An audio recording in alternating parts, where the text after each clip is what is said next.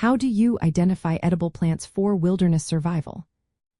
Imagine finding yourself in the wild with no store nearby and needing to find food. Knowing how to spot edible plants can be a lifesaver. It all starts with keen observation and understanding plant features. First, focus on plants that are known to be safe, like wild onions, dandelions, clover, and certain berries. These are common and usually safe if identified correctly. Look at the plant's leaves closely. Are they smooth or serrated? Are they opposite or alternate on the stem? Check the shape and size. For example, wild onions have long, hollow green leaves and a strong onion smell. Dandelions have jagged leaves and bright yellow flowers.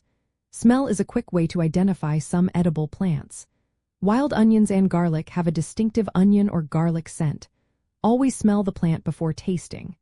When testing, start with a tiny amount and wait several hours to see if you get any reactions. Avoid plants with milky sap, bitter or soapy tastes, or spines and fine hairs. These can be signs of toxicity.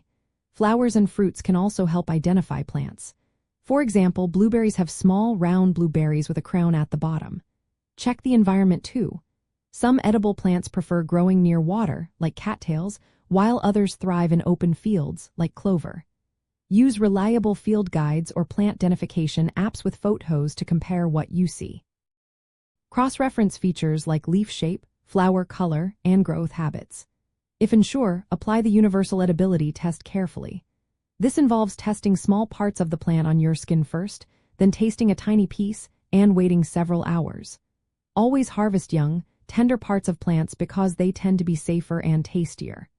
Cooking wild plants can also help neutralize some toxins, so boiling or steaming is a good idea when possible.